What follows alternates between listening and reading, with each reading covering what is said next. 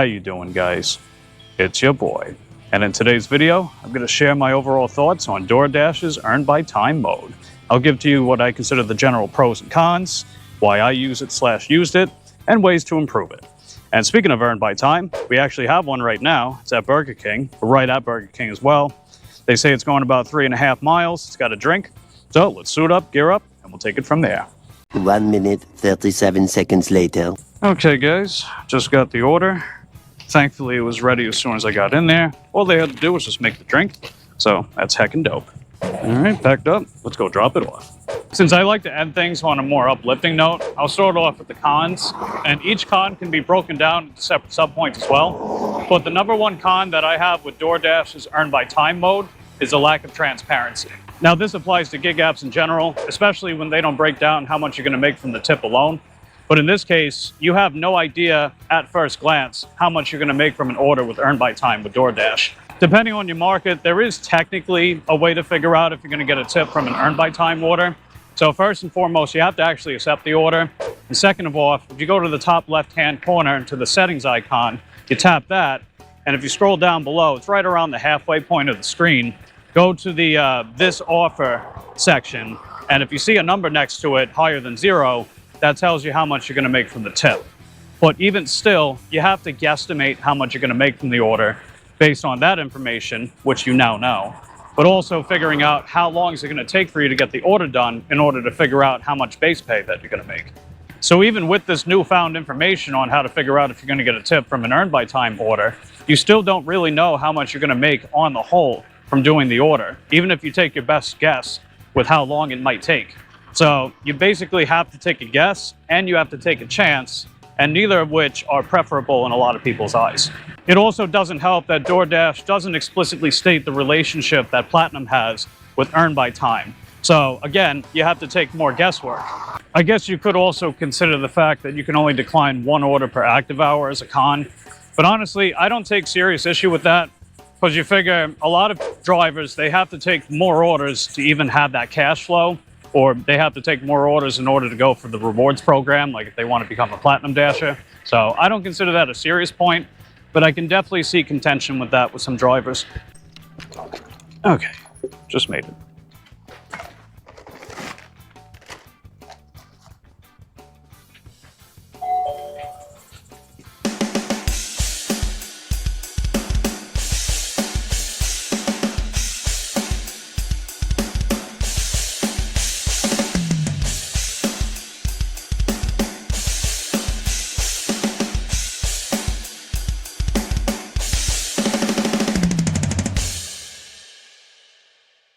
Okay, guys, we dropped off that Burger King order. The total pay was $6.82. They say it took us 24 minutes to complete it, and $1.50 was the tip, $5.32 was the base pay. So definitely not the best order, but honestly, it could have been a heck of a lot worse. I figure if I did Earn by Offer, they would have only given me like $2, maybe $2.50 base pay. So that's like $3.50, $4. And I'll talk more on that point later. And the final con that I want to mention is the limited time slots. I think it's common knowledge by now that DoorDash is very stubborn about raising the base pay with Earn by Offer, and yet they still want us to get these lower paying orders delivered as quickly as possible. So it feels a little self-limiting when they're not really willing to extend that Earn by Time to more drivers, which in of itself I think is an incentive to get cheap orders delivered. Not saying it's ideal, but it's certainly the more preferable option if you have to pick one or the other. More on that later as well. I almost forgot to talk about this other con that I have with Earn by Time, and this is probably the most self-limiting one, is the lack of offer types. So if having different offer types like shopping orders, prescription delivery, alcohol delivery is important to you, then you would be better off with Earn by Offer, because in my market in particular, with Earn by Time, I don't have access to those order types with Earn by Time. And it's very unfortunate, because I think there are ways to implement those order types with Earn by Time, and we'll touch on that later on.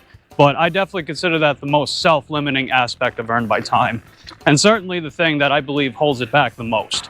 With all that being said, there definitely are pros to Earn by Time, but before I get into those, we have another Earn by Time order. This one's at McDonald's. It's going about 1.5 miles, maybe 2 miles, something like that.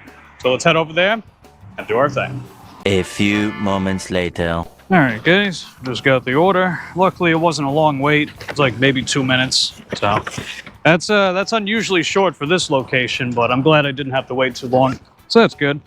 Anyway, we're packed up. So now let's go drop it off. One of the biggest pros to earn by time is the fact that it's another earning mode. That might seem arbitrary, but it's a lot more important than you think. So first and foremost, drivers are not going to fully agree on how we should get paid. Should we get paid for our time? Should we get paid for the miles? You know, you're going to hear different answers depending on the individual. So having different earning modes gives you a little more agency to do what you feel is best in a given situation. Like if you have to wait a very long time at a merchant, an earn by time might be the best option. If you have to go very far, maybe earning by miles. If an upfront total winds up being the best in the given moment, then earn by offer. In other words, I see it as a pro to have different ways to earn for different situations. So that's another plus for earn by time. But anyway, just made it to the customer's place. So let's go drop it off and we'll take it from there.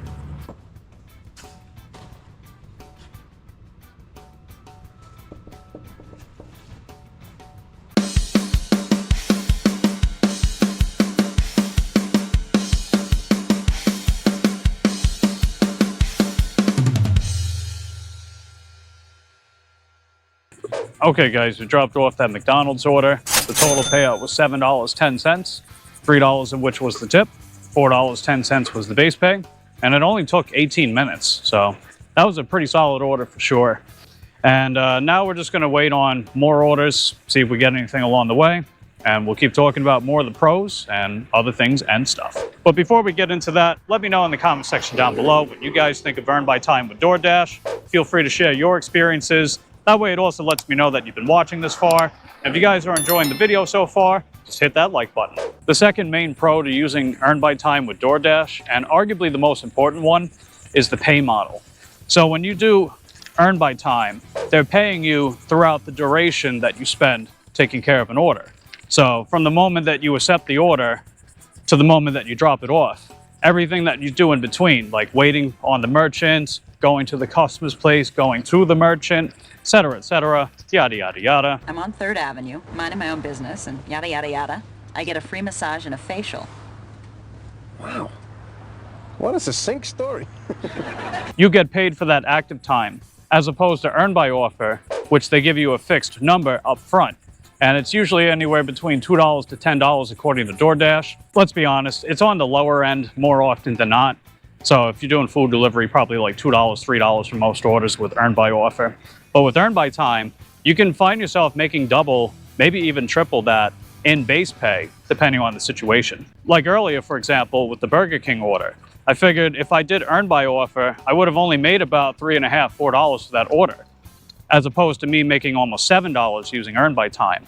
So it actually added quite a bit of value to the order because instead of earning by offer, I earned by time. And depending on the time of day, and the market that you're in, if food delivery is prominent in your area and you wind up spending a lot of time doing food deliveries while you're out with your gig work, then earn by time might actually be the best option in those circumstances. This next point might not be exclusive to earn by time, but it's worth mentioning nonetheless, especially with the misinformation going around. But you can still multi-app with earn by time. There's this huge sentiment that anyone that does earn by time only specifically does that, when it's not true. I mean, you still have access to the pause button if earn by time is slow. And let's say that you're delivering an order and then Grubhub or Uber Eats decide to send you something that you consider valuable, something worth your time and effort, right? And you decide to get it.